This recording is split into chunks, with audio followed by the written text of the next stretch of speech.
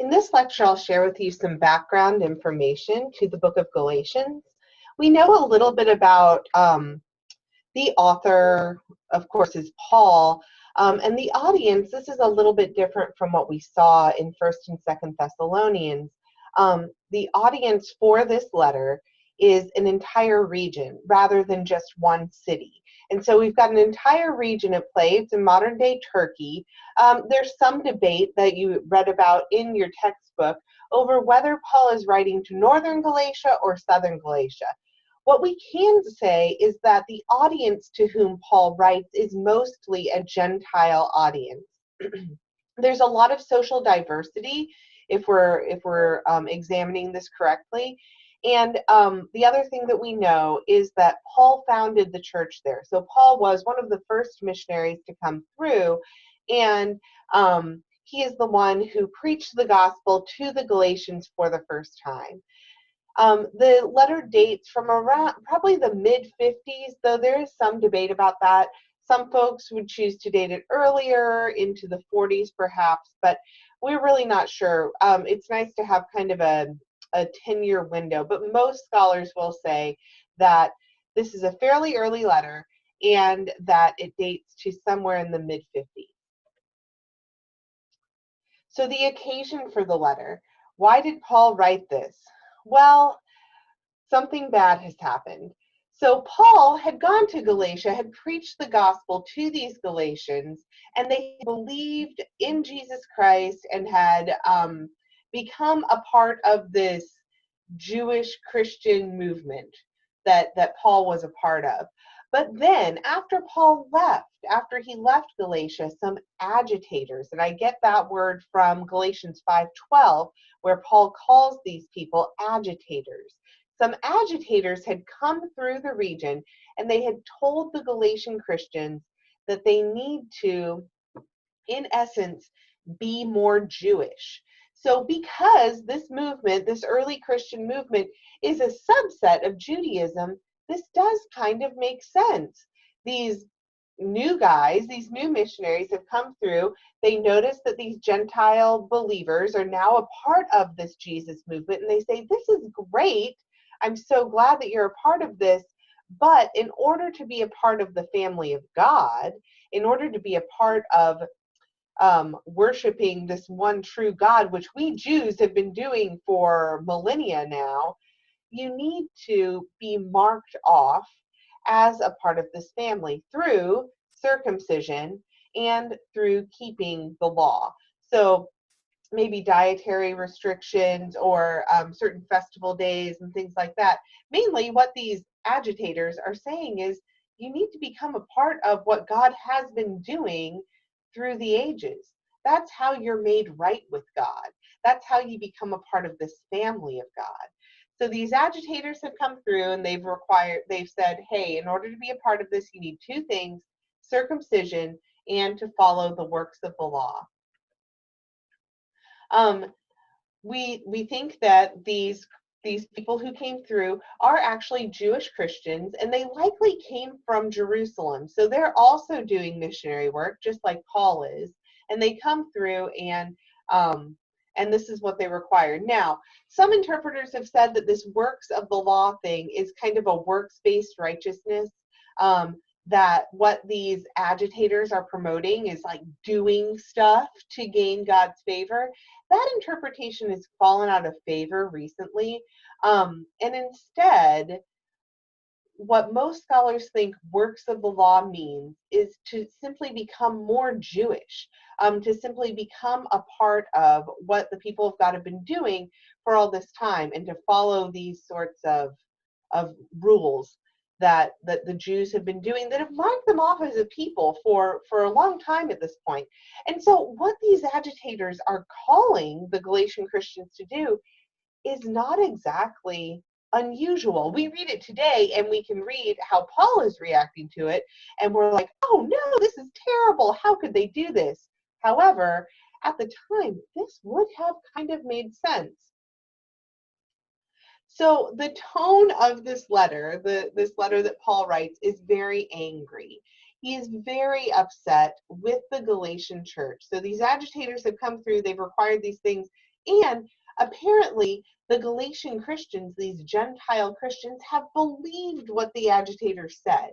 And they're like, okay, I guess we've got to get circumcised, which I think would be a huge bummer if you were a Gentile male, a full-grown person, and then like some Jewish Christians come through and are like, sorry, you really do have to get circumcised. I would be bummed out about that. Um, However, Paul reacts to the Galatians accepting this message, and he writes them a letter, and he is very ticked off. One of the first things that you'll notice, if you remember the lecture on the format of these Greco-Roman letters, usually when Paul's writing a letter, he'll give an introduction. He'll say, I, Paul, am writing with so-and-so, and then he'll move into a Thanksgiving. When you turn to Galatians chapter 1, you are not going to find a Thanksgiving section. He's so mad that he can't even thank God for these people, these Gentile Galatian Christians. He's so ticked off. He's like, how could you have believed this? What is wrong with you people? And so he goes straight from grace and peace to you in verse 3. And then he says, to God be the glory forever and ever, amen. And then he goes kind of like a mom who's really ticked off at you for maybe like using bad language on the school bus and getting caught. They're not even going to like give you a hug when you get home from school. It's just going to be like, I can't believe you. I thought I raised you better than this. So that's kind of what Paul does here. He walks right into it in verse 6. He goes, I'm astonished that you're so quickly deserting the one who called you by the grace of Christ and are turning to a different gospel, which is really no gospel at all. So he's accusing them of turning away from his gospel and turning to something completely different.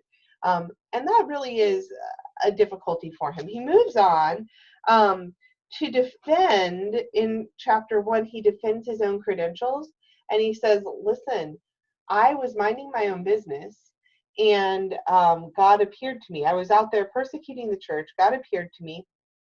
And then I went and I received my gospel directly from God. And that's going to be important for Paul.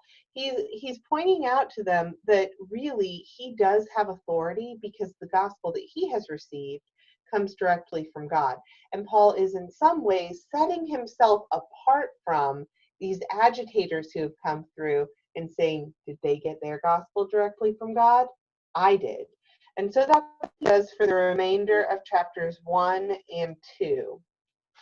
In chapter 3, he's still mad at them. He's on this long mom rant. And he goes, you foolish Galatians. I love how he calls them foolish. Who has bewitched you? Before your very eyes, Jesus Christ was clearly portrayed as crucified. I would like to learn just one thing from you. Did you receive the Spirit by observing the law, becoming more Jewish, or by believing what you heard? Are you so foolish? After beginning with the Spirit, are you now trying to attain your goal by human effort? Have you suffered so much for nothing? So they are likely undergoing the same kinds of persecutions that we saw in the church at Thessalonica. Have you suffered so much for nothing, if it really was for nothing? Does God give you his Spirit and work miracles among you because you observe the law or because you believe what you heard? Now, he's going to go on here to move into a discussion about Abraham. And one of his primary claims here in Galatians 3:6 and following is that before the law was even given, because if you remember your Old Testament chronology, we've got Abraham first, and then much later on, we have Moses. And Moses is the one who receives the law. And so what Paul is going to say is, I want you to consider Abraham. Abraham was not made right or justified by the law because he predates the law. That couldn't have happened. Instead, Abraham was made right by his faith. And so one of the key questions in this letter is, how exactly do you get right with God? How are you brought into right standing with God? And Paul uses this word dikaiosune, and that word gets translated into English in two ways. One, when it's a noun, it's righteousness. So how are you made right with God? How are you made righteous? Righteous being the adjective. How are you dikaiosune, made correct with God? That's the question. And then also it gets translated into English as justified. One of the things that you need to think of when Paul is talking, he has in mind that our standing with God has been bent in some way. So it's been put out of joint.